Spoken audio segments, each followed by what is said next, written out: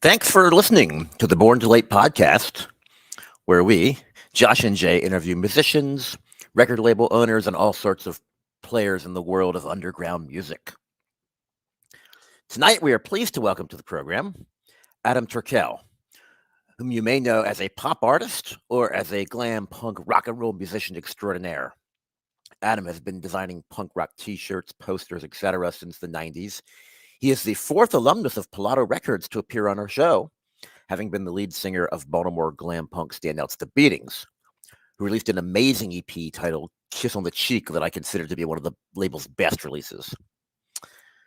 I always thought The Beatings should have been huge, but like so many other bands in the 90s and early 2000s, they never quite got their due.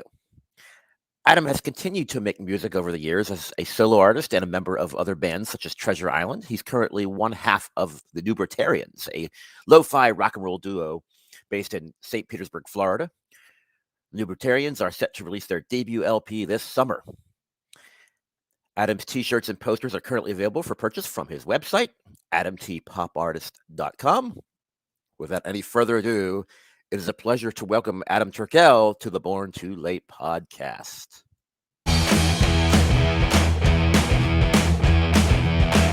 When every day's feeling like a Monday morning, staying out late, kinda gets boring. Do what you wanna when you wanna do something now. I'm getting older by day, younger at night. I need a little something to feel alright. Yeah, do what you wanna when you wanna do something now. Yeah, you do what you wanna when you wanna do something now. Chances are you've made some choices, but I'm hearing your inner voice. Really psyched to have you on the program tonight. And Thanks. so we're just going to dive right into kind of your history in Okay. the music scene, because it's a really cool history. It really goes back to the 90s. Even before, probably. Yeah, in Yeah, a way. Yeah. so your old band, The Beatings, had what Well, I thought was one of the best releases that Palato Records ever put out, and you are wow. actually now the fourth Palato alumnus we've had on the program. Pat's paying you. You're on the payroll. And so you had The Beatings go on, and of course you were doing your art around the same time. So just tell us a little bit about what it was like to be in an East Coast punk rock band in the late 90s and early 2000s. Oh, it was cool. It was like by the time the beating started, it was like I had almost been like training to get to that point up to then, and we were still very young, but um I started working at record stores, like new wave and punk rock record shops, when I was like 12. A record shop opened right around the corner from my house, and I was like a total latchkey kid, one of, like, the 80s generation, walking home from school.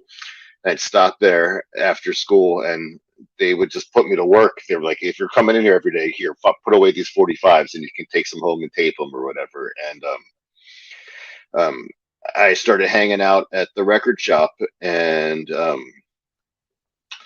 through the years, from the time they would eventually close, and I would wind up working at another record shop that was a big importer of records from England and Japan, and I just wound up getting to know so many people in the music community and art scene from the time I was such a little kid. And my mom was young, and my mom was kind of like a mod, and she was into like Yardbirds and Who and Beatles and later new wave and disco, and like was always into like cool stuff and was young. So um, I just kind of was turned on to just rock and roll, and started writing for like the big Mid-Atlantic rock magazine when I was a teenager. I had my own column called Teenage News when I was like in 10th grade, and it was called Rocks Magazine. And they kind of just gave me a chance.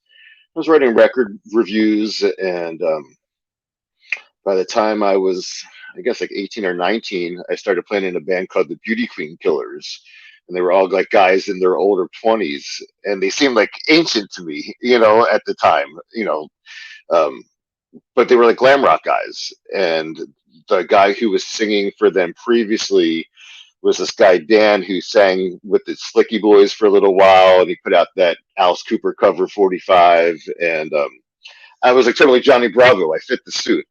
I was young and skinny, and I could fit in the leather pants. And they were like, "All right, you got the gig." And I was in eye makeup and leather pants, and just expected as a teenager to sing the best rock and roll songs of all time, like Rolling Stones and Bowie and Iggy and Robin Zander. It's like, my balls hadn't dropped, and it's like, here, go fucking sing David Bowie, But we played in DC. I played the old 930 Club opening for Black Market Baby. I played with Adam West.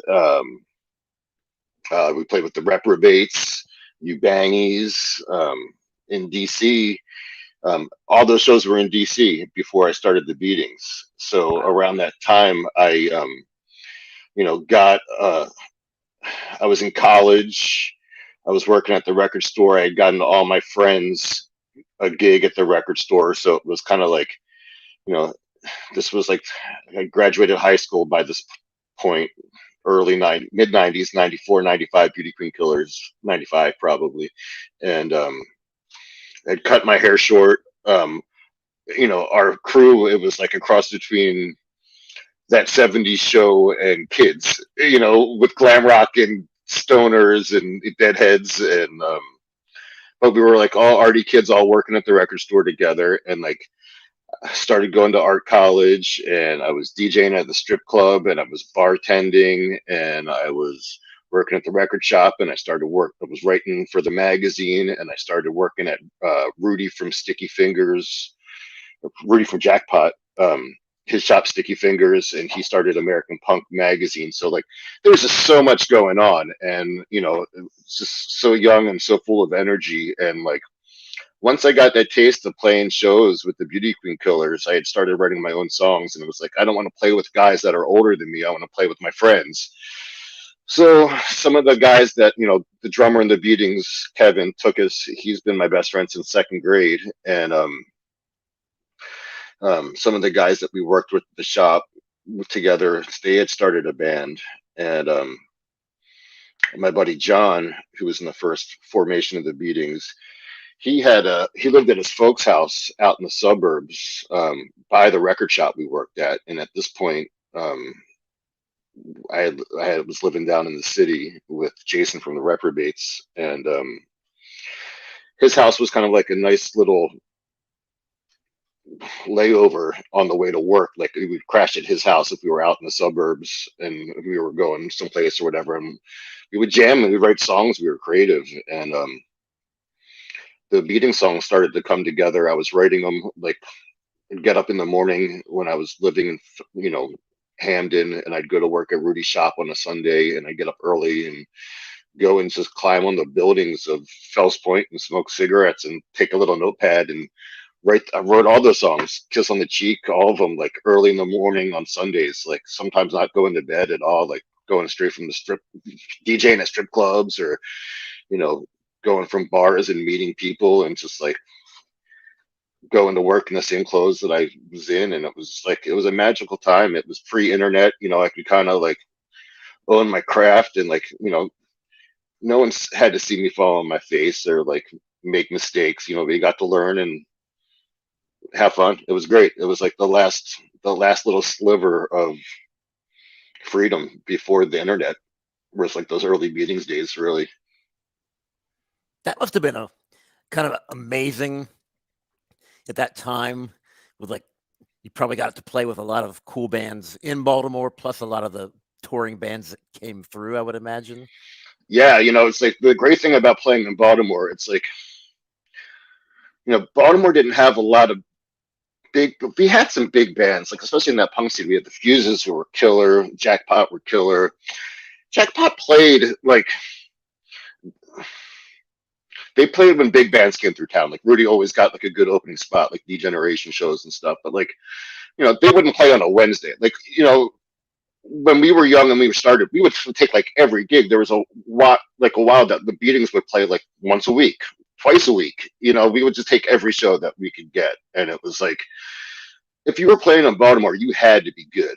Like, you had to step up. And I think when bands came through Baltimore, they knew that whoever they were on the bill with, like, it was going to be a fucking throwdown. Like, when you played, you were going to play with good bands, and the bands in Baltimore were going to bring it, and they were out to fuck you up. They were out to be as good as you, and even amongst all the bands in the scene, everyone was very supportive, but also very competitive with each other. And, we elevated each other to really be good. And it was like, in the 90s, it was almost like you had to play faster and you had to be tougher and you had to be, at least in Baltimore, it was like, I think when the Beating started, in my mind, I wanted them to be almost like Dylan-y, Stonesy stuff, almost like the New Brutarian stuff is now, and that's kind of how that started. And I'll talk to you, I guess we'll get into that, but,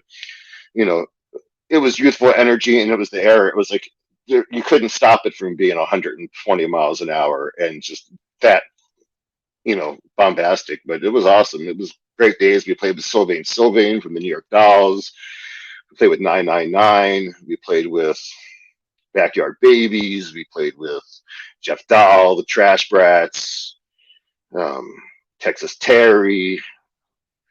Fuck, dude. It was so much, What a time. Yeah, it was everybody, and it was great. And, Rudy having the record label, when the US Bombs would come to town, we'd hang out with the US Bombs, like when,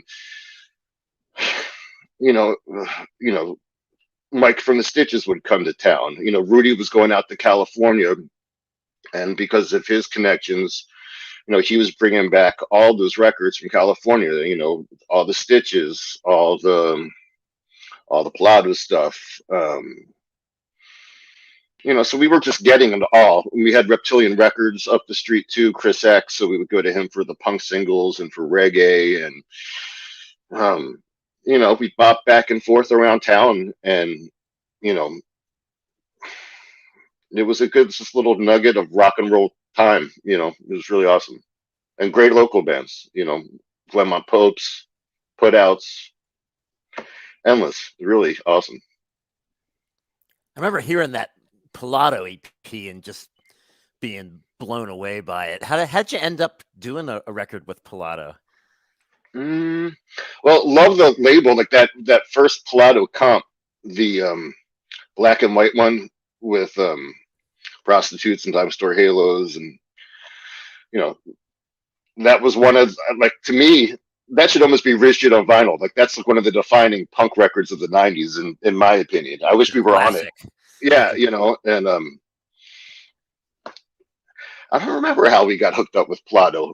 That record didn't come out till 2000. I moved down to Florida in 99. So, like, the story of the Beatings is kind of weird, because we had kind of like, we were really only a band for like a year in Baltimore, like before I moved down here. So it was like from 98 to 99, we blew up big, quick, and went to the point where, like, we opened a couple shows, and then we were like headlining, Friday or Saturday nights at the Auto Bar, or playing with the big band when they come through town. And when I moved down here, the Auto Bar used to fly me back up to play shows, like, and that's when we hooked up with Pilado, and the Pilado record came out, and we put out another record on a label that did like a Dirt Bomb single, and Dime Store Halos, and a couple other, it was like a singles club type thing. And so from that, we were able to do tours with the Briefs and Snatches of Pink, and we had like a second life after I moved down here. But those times in Baltimore, if you got to see us like that first year, that was the Beatings, for me, because it was, later on it became kind of like, we can make this kind of a little something. We can go to New York, we can play, we can do it, rather than like the initial goal was like, it was almost like not performance art, but it was like a project. Like the goal was maybe if we could put out one record, 145 that like maybe a kid grabbed and was like in 20 years would be like, man, this record's great, or like I was with the Boyfriends, I Don't Want Nobody, I Want You, or the Reds Victims self-reduction single, or like any of those just like one-off singles. It's like that was my goal for the Beatings, and that's probably what we achieved.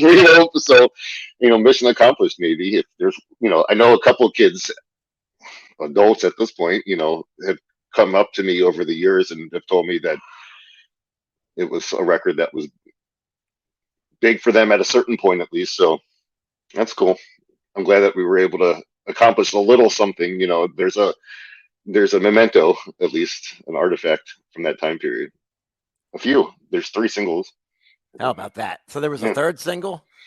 Yeah, a picture disc that was a 4-song picture disc that a kid that we met through the Pink Spiders. Like I was doing some artwork for the Pink Spiders when their big record came out, the one that Rick Ocasek did. There was this kid who tracked me down through them, and he wanted to start a label, and we gave him just like our first demo and some like odds and sods that were left over that the guy who my friend who mixed the Cult Sonic Temple mixed like our leftover demos, and we threw them on a picture disc. And the kid was like sketchy, and he died of a cocaine overdose. And we got like 70 copies, and we had a record release party, and the rest of them got like held in Czechoslovakia. And I got like 70 copies. We numbered them and signed them. We sold most at like 1 gig that we played at the Auto Bar. I stuck some aside. I sold 1 copy for $200 to a guy in Germany. I had 1 copy saved for myself. Last time I visited Turkel in Baltimore, he had 2. He gave me the other one, so I have like a couple, but they're gone. Like, so yeah, there was a third one. That is wild. I don't think I ever even knew there was a third 7-inch. That is we had our last show we played was the record release party for that picture disc, and it was in 2006 or 2007, I think, and it was with Fishnet Stalkers, which was Matt Gabbs from Biters and Ravagers, his band with the guys that started the band with the other guys from the Beatings after I left, and then a couple other bands. So we went up and we had a last record release party blowout thing, and I wound up being the last Beating show. And the kid showed up for the record release party with like the few 45s she could finagle from the pressing plant. I stole them from him. I was like, well, they're mine. You get the rest. You figure out the rest of the stuff. He was a real pain to deal with, this kid, and he died soon after. And he showed up with some like white wrapper with like gold teeth and a big bag of drugs, and I don't know what the hell was going on with that guy, but he died. And that EP is on Spotify. It's the only Beatings thing on Spotify. If you look far enough, it looks like the Murray's hair pomade tin. And it's like the worst representation of the Beatings, but it's there. It's so I first came to know of you through Charles Matthews. Yeah, I think this goes back, probably to the pre-internet days. Right. I remember him telling me about you and all of your cool art and everything. He was actually our first guest on this podcast, so it just seems like the two of you would have had a lot in common, both being punk rock guys who are also like big glam rock guys. So just speaking of that, like, how did you come to love maybe those two styles of music? And did you discover one before the other? Well, glam and punk. Well, my first record I ever had was like the John Greatest Hits album with him with the white suit and the glasses sitting at the piano, and the classic Greatest Hits record. So that's glam rock, and Magical Mystery Tour was one of my favorite albums as a kid. That's glam rock. Baby, You're a Rich Man, dude, Magical Mystery Tour, that's a glam rock album. And then The Who and all the stuff that I got from my mom as a kid, it's all punk and it's all glam rock anyway, so my uncle, I had a cool uncle who kicked me a lot of records when I was a kid. Alice Cooper, Ramones, Plasmatics, The Clash, Zeppelin, Sabbath, Bowie, Lou Reed. So like I started with like the best shit from the get-go. It's like I had some Styx and I had some Journey, but they weren't, the Plasmatics, New Hope for the Wretched. It didn't take a genius to figure that out like really quick, that like that shit's better than Night Ranger. But so there was that stuff, and then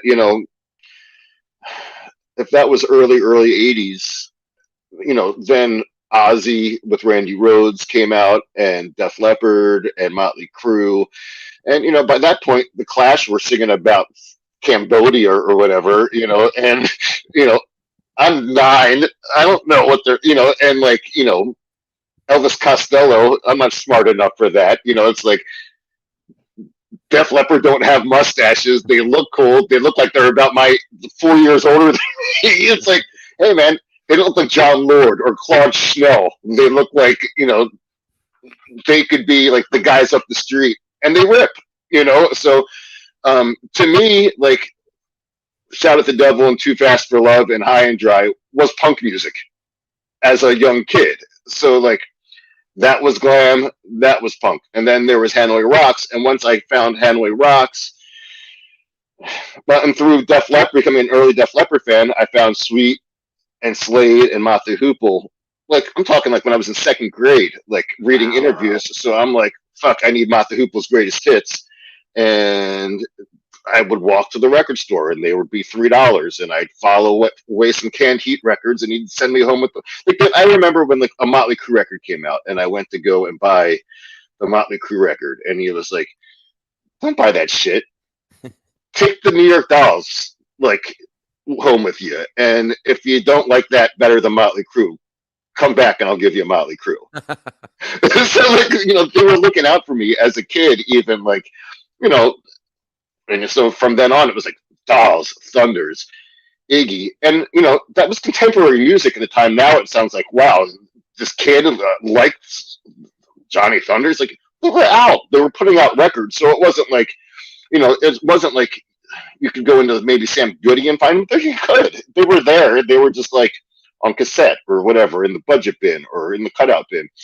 But, through Hanoi Rocks and from everything I learned, Hanoi Rocks were also young bands. So as a young kid, it's like I was attracted to bands that seemed young and seemed exciting to me. Clash were not, by that point, Rock the Casbah, that was a great tune. Like MTV was out. You loved all that stuff. But when you start getting like, I like Def Leppard. Were they better than the Who? No. But they were my band. I love Alice Cooper. I loved Alice Cooper. I loved Kiss. They were like my favorite bands as a kid. But it was older. I love the older stuff, and I almost looked at it like I was like going back in history and putting together the puzzle pieces of how it was all laid out. But like Def Leppard and Hanoi Rocks, they were like early 80s my bands. Like no one was, and if you played them anybody now, those records, Pyromania is on the radio all day long, but if you didn't like it back then, are you liking it now? Like it's the dumbest shit. The lyrics are horrible. It's like, but maybe that's why they sold 500 million records, because people are stupid. And it's like, I can relate to like Rock of Ages, Keep Rolling. It's not Bob Dylan. And Hanoi Rocks, those records are so weedy sounding. Some of it's great, but like the excitement, besides the live record, which really sounds like what they sounded like, I don't know if I could play that to like somebody now, if they would be as excited about it as I was then. But like through them, I found The Damned. I found The Vibrators because of the Fallen Angels album. I found, I already liked Iggy, but when Andy McCoy played with Iggy, then I was in Funhouse and I was in Raw Power. And once I got Raw Power, man, I was doing Devo flips around my bedroom. I listened to Search and Destroy 5 million times. Easy, Raw Power all day long, every day, dude. That was teenage me. Beat it. So, and then Lou Reed, and then like Dylan, and then, once I got, and I was teenage, I'm just rambling about music. As you can see my records behind me, it's like fantastic. It's the map of my thinking thought process, but you know, British Britpop was a bit, and I was really into Julian Cope as a teenager, and I got it, and it was '90s, so it was like indie. That I love Drama Rama and Jellyfish, and Nick Cave was putting out the best records of his career, and Roland S. Howard and Nikki Sudden, and like loved all that stuff, man. So it wasn't like the punk. Like I loved going through the 45 bins, and like it's hard to believe that now these records that are worth hundreds and hundreds of dollars, you could used to buy them for 10 for $1 in the fucking.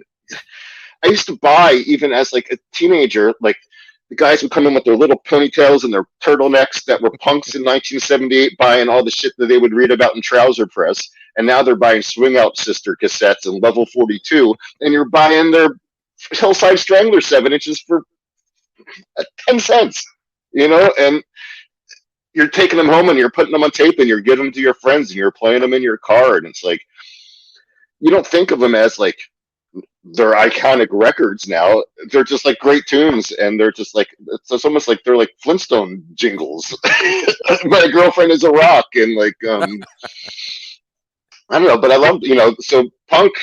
Like my first punk music, besides like the stuff that I got from my uncle, like I loved like Boys, and when I got the Buzzcocks, like as a teenager, man, it's like the greatest songs of all time, and love Stiv, and I love the Lords. That was a band that was active. They were out. They were alive. I spray painted Stiv Lives on the side of my high school when he died.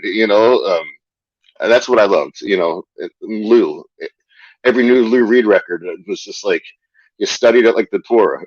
And early Alice, but not heavy metal Alice. Yeah, early Alice is pretty great. So you basically discovered all of these amazing records, and then it would lead you to other records, and we kind of see where this led you in terms of musical influence. What about your influences on your art? Like, what got you into art and made you what you've become? Mm-hmm. It's funny. I was thinking about that, and I think about that when my mom was a good artist, but I don't really remember her. Like she had great paintings that she did when she was younger that would like hang in my grandmother's house and like in our apartment. But like I rarely saw her do artwork. Like it ended once she had kids, almost it seemed. And but I always drew, and I love comic books, and I loved album covers. I started drawing album covers, Iron Maiden's Eddie, and logos, and dude, I remember I wanted like I've told this story before, but like I wanted the Wasp Fuck Like a Beast photo so bad when I was like a little kid, and I was like telling my mom, like I was like 9 or 10. It's banned in like all these countries. I gotta get it. It's like the talk of Krang, and like she's looking at me like, what am I? So she used to just drop me off at like the record store, and she'd go shopping, and she'd pick me up like 3 hours later. And like luckily they'd babysit me, and I would sit in the corner and read the import magazine racks. So I took the import 12-inch of Fuck Like a Beast, and I slid it in the Marillion gatefold. So after listening to Fuck Like a Beast a couple times, you're bored. I started listening to Marillion, and I started drawing like those Marillion album covers, and like.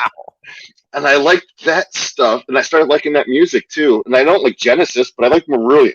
Like, there's no rhyme or reason to any of this.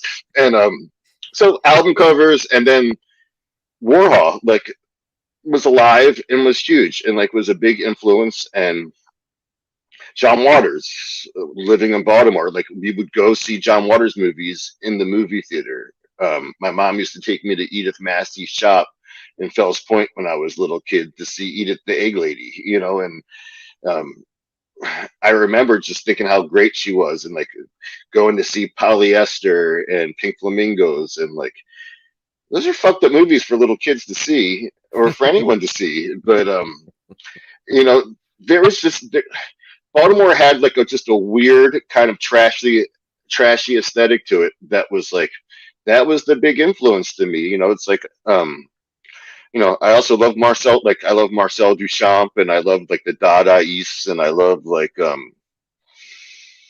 that kind of stuff. But I'm a pop artist. I love Warhol and Lichtenstein, and um, Jasper Johns, and that kind of stuff is like my favorite. But comic book stuff, and and then later, like I was a big Dogs D'Amour fan as a kid, as a teenager. Like when they came out, like more than Hanoi Rocks. Hanoi Rocks had broken up, and like after the Suicide Twins records, like Cherry Bombs were okay. Like the Andy McCoy records, I liked Mike Monroe records. It's like so. Dogs D'Amour came around, and as I was getting older, a little bit more lyrically cool, maybe. Not that Hanoi Rocks weren't great, but um, love those album covers, and I love Tyler's style of artwork. It was a big influence on me when I was younger. But from everywhere, man. Art is on cereal boxes and on your feet. That's what I tell the kids at my school now that I'm a teacher. It's like, you know, get your influence from wherever you look and whatever strikes you. Art is everywhere. Yeah. So I wanted to talk about how you ended up starting the Newbertarians and maybe what you had in mind with this band and how it was clearly different from the Beatings. Well, a lot of people kind of think that, like, I did the Beatings and then I stopped doing music, and like now I'm doing the Newbertarians again. But that's like not really the case. Like, over the years, as I've become more known and successful as an artist, and more in demand for like commissions and stuff, music has been one of my main artistic outlets of like just personal creativity. And I kind of, like, after the Beatings whimpered out, it ran its course. It ran its course for way too long. One of my main regrets is that, like, I don't know if I felt like an obligation to everybody in the band to keep it going, or we put in the effort, but like, no one was learning any new songs. It had run its course, and I had met some folks down here that we had kind of like a little collective with, that we were doing like weekly get together and jams, and we recorded a lot of great stuff. And it was more like along the lines of like Wire, and sometimes maybe a little Black Flag and a little Brainiac, even. Like, it was weird, like new wavier, and like just like whatever we wanted to make, artier, more sporadic. And the first thing I did after the Beatings broke up, I was on that Screamers tribute record, and I put a song out under the name Mustachio. Like, I just didn't care. It's like, I put out a bunch of records and releases under the name Boss Teachy, which was like, that's a whole different story. But really, it was me just writing songs and kind of stockpiling, and trying to make records that sounded like Keith Richards' apartment demos on cassette after they were left in the car all winter. It was like I wanted to make like almost like Pussy Galore, Exile on Main Street, like just noise. I made like a couple lace. I did a Alice Cooper Goes to Hell tributes record for Record Store Day, where I did a cover of I Never Cry and Guilty with Gino from Gino and the Goons, and Francis from the Murder Junkies, and Hugh from the Voodoo Idols. There's probably 50 copies printed as a lathe, but the artwork's great. And, there's copies of these things out there. There's probably 5 Boss Teachy albums with 30 unreleased songs that I did. It's like, I would do art shows and I'd print them on CDs, but like each copy would have different artwork. It's just like insanity. But so, and then after I was doing that for a while, Francis, who I would do stuff with occasionally, from Dwayne Rollick, he goes by also, who's played with Gino and the Goons and the Murder Junkies, has been in the Murder Junkies for over 20 years, but he lives down here. He's one of my good friends. He's like, man, I'm getting a little bit sick of like just being like the higher guy in Murder Junkies, and he was doing some solo stuff, and he was like, I want to start a band with you. I was like, all right, man, I'll write some songs. So I wrote up a whole bunch of tunes, and they were pretty rocking, and Francis is killer. And I started a band called Treasure Island down here with Francis and this kid Brendan and this other kid on drums who wound up being totally psychotic. Like he didn't have a drum kit, he didn't have a car, which doesn't make him psychotic, but he wound up, we had to let him go after a while because like he had to borrow like my daughter's drumsticks for the gig. Even he was so just like incapable of getting anything done or taking any hints. And we had somebody else who wanted to replace him. We let him go. He was like threatening to kill everybody. He wouldn't let stuff go. He was showing up behind people's cars with like tire irons and just like got psycho. So Francis got spooked. He was going through some personal project problems. He split, and we got Harley from Scream, the DC band Scream with Dave Grohl's Scream. Yeah. Harley also played in Jackpot.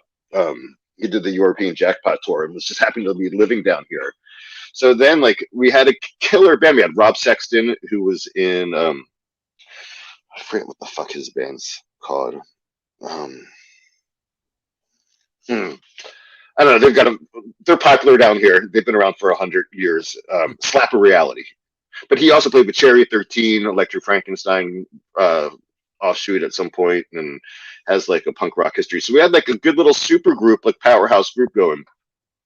But it just fell apart after a while. There's a YouTube video of Treasure Island live at the Emerald, and that's what we sounded like. It's ripping. Harley is just ripping. So I had written all those songs for that, and we had recorded a demo, and it just like stopped abruptly, and that was it. And I was just like, fuck that. I'm just playing acoustic gigs. So I started playing acoustic gigs again, and I played with Midger, opened for Midger from Ultravox, which was really cool. Played some shows. Treasure Island had played some shows. We opened for Vibrators. We played with Daryl Bath, which was really cool. And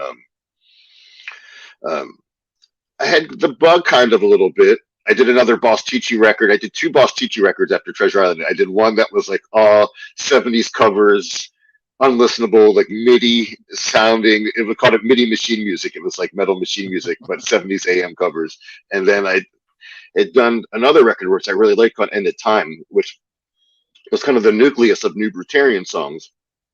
And I met Christina, who's my drummer, who's the drummer in Christina. Oh, I'm her singer, I'll say. I know the Mick Jagger, Charlie Watts thing. I was never there. But I met her at the head shop, and she's gorgeous and she's got cool style and she plays drums, and she was like, I'm looking to play with somebody. And I was like, well, let's give it a go. I'll play with you. And the initial first gig or two, I was sitting down playing acoustic, and she was kind of just like following along with me, just giving me kind of accents. And she does not come from a punk rock background, though she kind of has one. Her dad owned a punk club, so she saw lots of punk music. And but she has more of like a jam band jazz feel as a drummer, so it's a little bit more interesting because it's not just like Ramones Misfits, like when you meet a lot of just punk drummers. So I like that initially from the get-go. And New Brutarians initially was like kind of just like an extension of me doing acoustics sets and just adding Christina to the mix, and a chance for me to play the songs that I wanted to play them the way that I wrote them, rather than, I had Harley, who was a hotshot guitarist who could play like Randy Rhoads. He ripped it up, and Francis was ripping it up, and AJ from the Beatings was a ripper. And it's like, I'm not, I'm from the Lou Reed school. The New Brutarian started as pretty much a vehicle for me to play my songs the way I wrote them, with maybe just some kind of percussion. And after 3 gigs, I'm standing up with kicking my leg, and I'm playing through a Fender with a Les Paul Jr., and it's fast. So it's like I'm like Iggy Pop at the Royal Albert Hall. Like, my intentions were good, but like 2 songs in, my tuxedo's ripped off and I'm bleeding. It's just like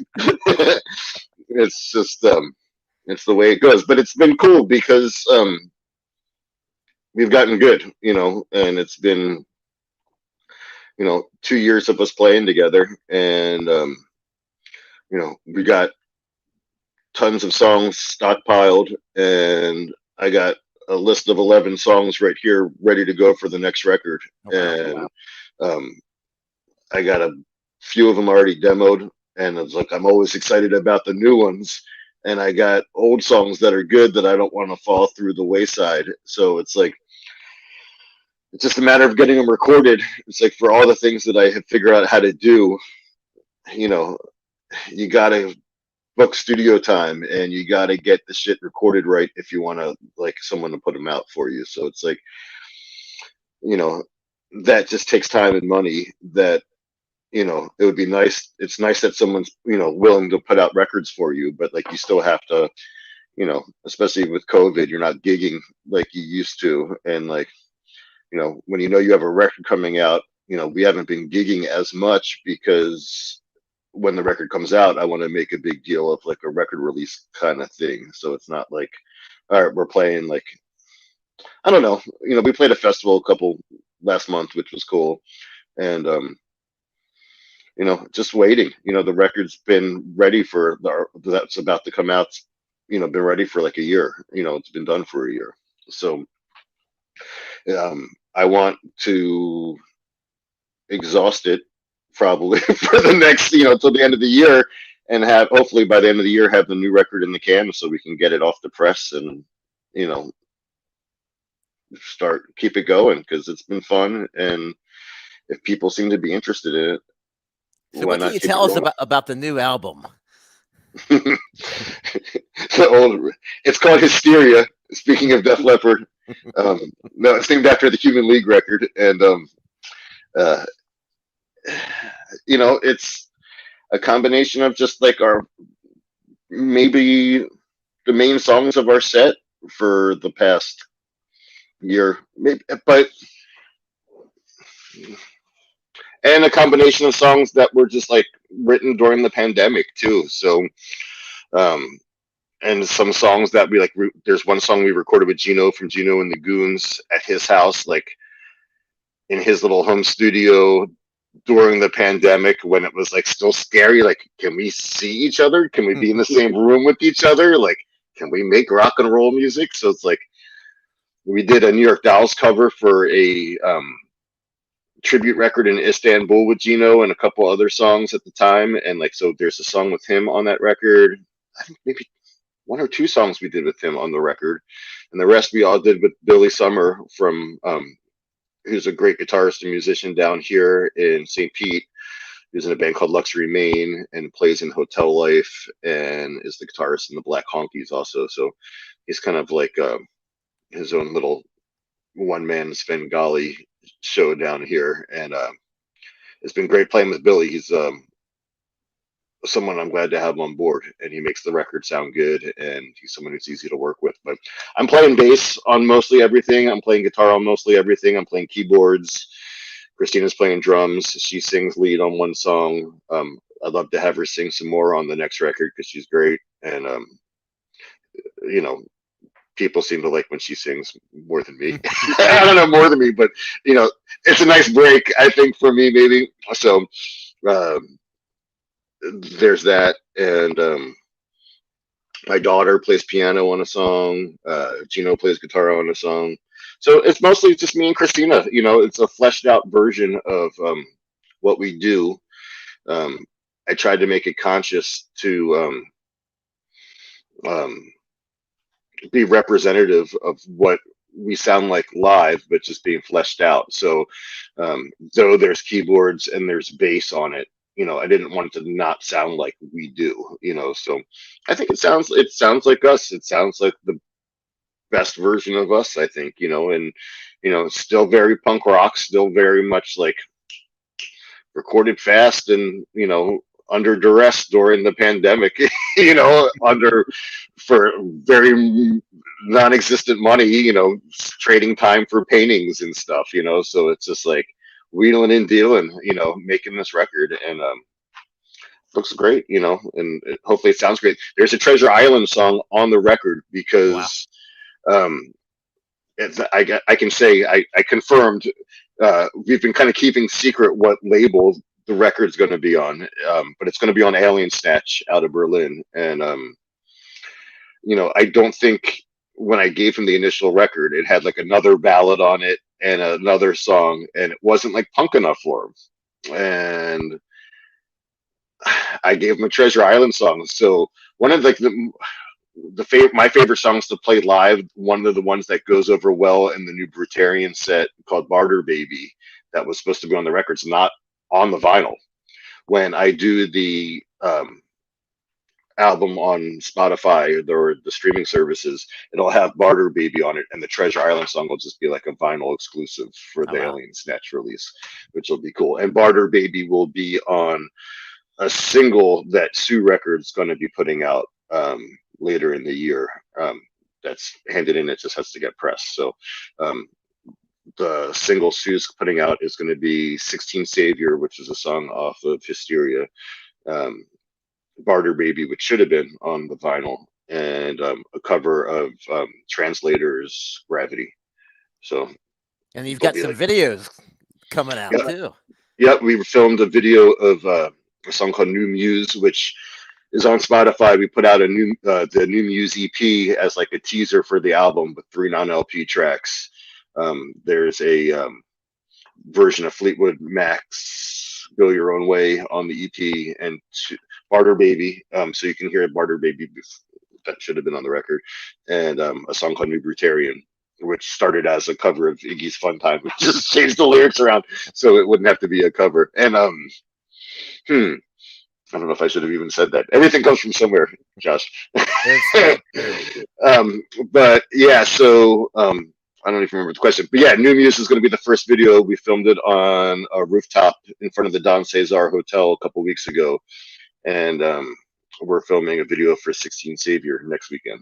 So we should have 2 new videos, and my plan is like to make Hysteria, since we have, man, I have so many just like home demos, and like the demo versions of some of the songs from the record are so cool and so different because they're me with my acoustic guitar or me on keyboards, and it's like, who wants to wait 20 years for a deluxe edition? So I'm gonna do, like, since we're calling it Hysteria, I'm gonna do like 7 singles off of the album just for Spotify. We don't have to really do it. There'll be 1 single real, but I'm gonna load them up with B-sides because I've got all these great covers. I've got like a David Werner cover. I've got, man, covers from, I did Richard Linda Thompson covers. I did a cover of Open Up and Bleed. I've got a cover of Sammy. I don't know if you remember the alternative rock band from the 90s, Sammy.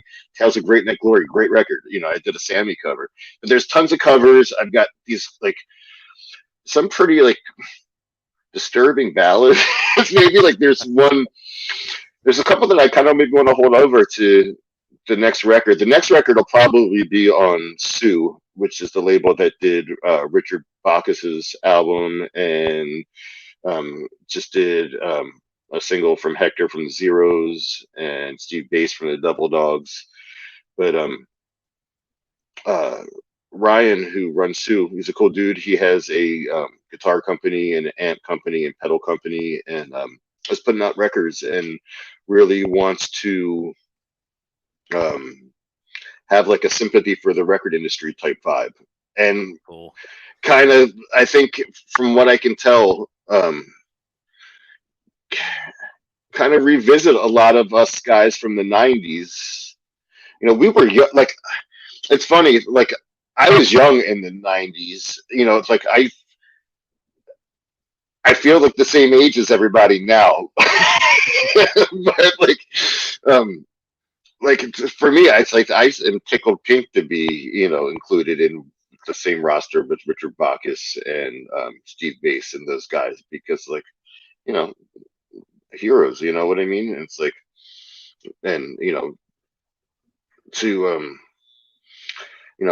he seems to also be open to like I want to show you where you guys are at now. So, he wants it to be punk rock and roll, and he wants it to be rock and roll, but, he wants it to just be what you want it to be. It's like, I know that like, it'll be nice to be able to be like, these are the songs, this is what I want the record to be, and like, this is what it's going to be, but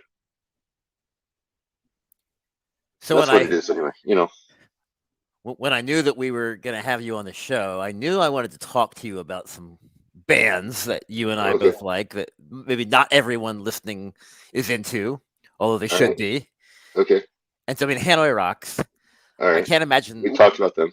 anyone that wouldn't love Hanoi Rocks, but there might be the odd person that still doesn't realize what a great band Hanoi Rocks was. So let's just say you were advising someone on the where to start on their journey in the Hanoi Rocks. What would be like the go-to album?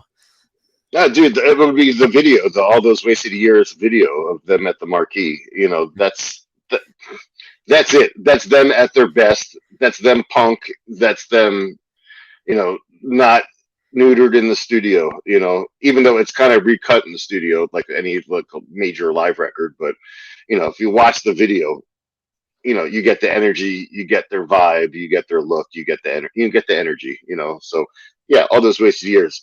I think that's the only thing that would really like turn anybody onto them if they weren't already onto them. Like, I love them, I love those songs, but it's like the best thing about them was that they were new wavy. It's like that they looked like what made them so cool in the first place was that they were punk. They looked like the Damned, and they did damn covers. It was punk rock, and that's what they were great about. So if you don't know Hanoi Rocks and you think that they were Poison, and Poison were kind of punky when they came out. They were on Enigma, and like that album was pushed with the Pandoras and stuff. So I don't know. That first Poison album's great, but if you thought they sounded like Slaughter or Firehouse or any of those bands, did anybody ever like any of that shit? Like, unless you were like a seventh grade girl, I don't know.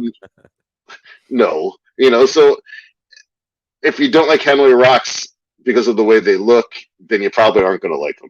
What am I going to convince somebody to like Hanoi Rocks? But they're great. Back to Mystery City. Start there. Work your way backwards. That's pretty great too. Yeah. I also, of course, wanted to talk about Def Leppard because you have some Def Leppard fans that will say, well, they were so awesome, but they were not awesome, after the first two albums or after the first three albums. So where do you fall on that? Like, where do you stop with Def Leppard, or do you stop with Def Leppard? Hey man, I almost made it through all like the new video. I always give them I give all the people that I've always liked a chance, man. Like, I bought every David Bowie record. I didn't like anything really after I like Tin Machine, but like after Let's Dance, I didn't like any of them. I like the last two, like before he died. But I always gave him a chance. Always listened to him. So Def Leppard, yeah, High and Dry is the best. Pyromania would have been the best probably if it wouldn't have a drum machine. If they cut off Rick Allen's arm before he even got his arm cut off. But the songs have stood the test of time. They get played all day long. They're classic rock. I love Pete Willis's guitar playing. I love those records. But like I said before, it's like, are you going to turn anybody new who wasn't there then onto Get Your Rocks Off or Sorrow Is a Woman or Laughing Rose or Broken Rose with Laughing Eyes or like any of those lyrics? It's like, written by 15-year-old kids in Sheffield, and it sounds like it. But I follow them. I remember when we got tickets to go see them on the Hysteria tour, like on the first leg. I was in 7th grade. I was already into cool music, but like I was in tears with joy, the fact that I could finally see Def Leppard, and they were coming back after Rick Allen getting his arm cut off. It's like I was rooting for them. And when they blew up, and when we saw them on that Hysteria tour, Hysteria was not a success. Like, first two singles like kind of tanked off that record, and the arena was full like night of the show, and my mom took me and took us, the drummer of the Beatings, to go meet Joe Elliott at the radio station like the night before the gig, and we met Joe Elliott, and Jeff Keith from Tesla was trying to hit on my mom, and it was just like, it was so cool, man. Like, Joe Elliott was the coolest. I think he's still the coolest. Like, if you hear him, it's like he's like me and you. He would sit down and talk to us. He would talk about Mott the Hoople and David Bowie and T-Rex like we're talking about Def Leppard and Hanoi Rocks right now. It's like he would talk about Def Leppard and Hanoi Rocks like we're talking about Def Leppard and Hanoi Rocks right now. Like he's a music fan, and I think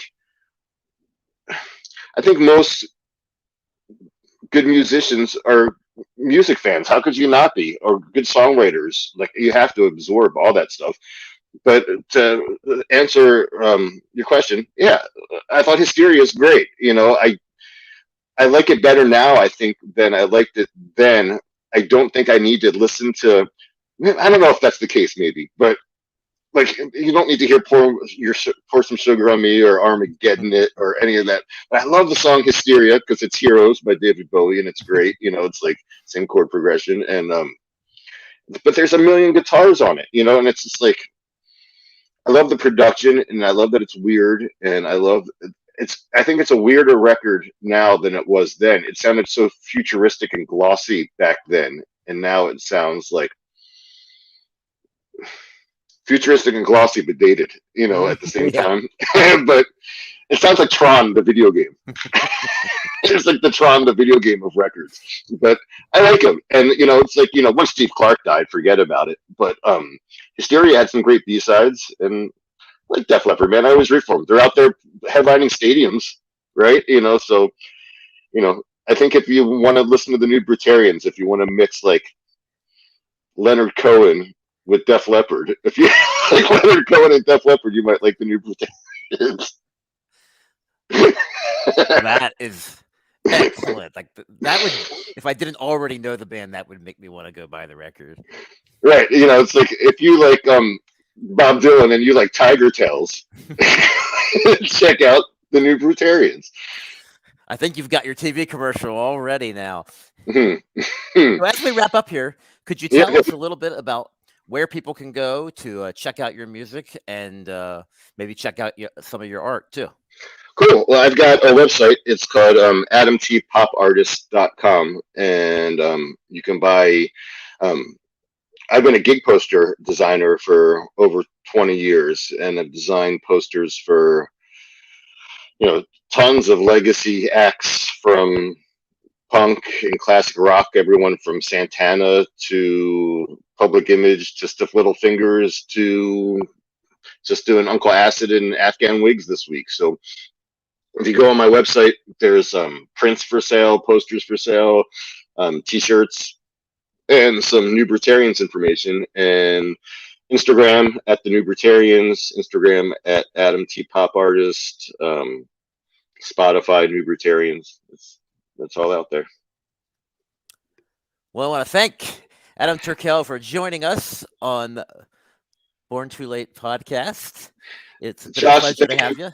The pleasure's been all mine, and sorry to be rambling on. It's been a long day, and I could talk about rock and roll endlessly, so it's nice to be here. Well, we always love to have people coming on talking about rock and roll, and I've been a big fan of your music for a long time, and it's nice to finally get to speak to you person to person.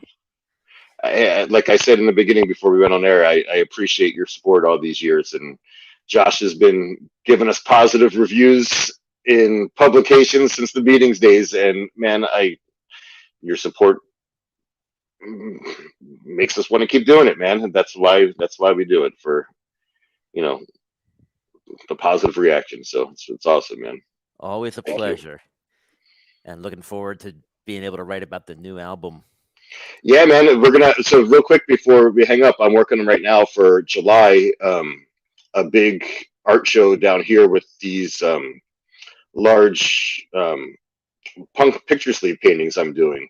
And it's going to be for an art walk down here in July, hopefully. And then we'll correspond at the end of the month in the closing of the art show with a record release party for the New Brutarians record down here in St. Petersburg, at least.